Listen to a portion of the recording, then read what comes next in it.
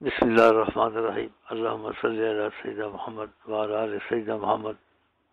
کچھ آداب ہیں نبی کریم کے حرم شریف میں داخل ہونے کے۔ تو جو بھائی یہاں سے جاتے ہیں وہاں ہر وقت باوضو رہیں، اور جس کا وضو زیادہ ٹوٹتا ہے پھر وضو نہیں کر سکتا ہے تو پھر اپنی جیب میں چھوٹا سا پتھر رکھ لے، اس سے تیمم کر لے۔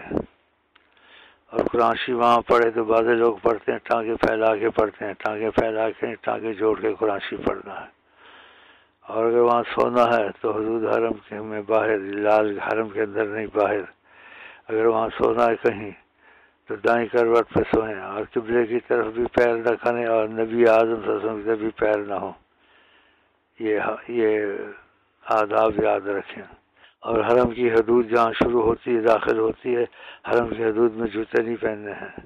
تو جوتے یا وہیں کسی کے پاس رکھ دیں، یا اس کا کوئی انتظام کر لیں، یا پھر اس کو کوئی تھیلی بنا لیں، اس میں ڈال کے ساتھ رکھیں، اس کا طریقہ کریں۔ السلام علیکم ورحمۃ اللہ وبرکاتہ۔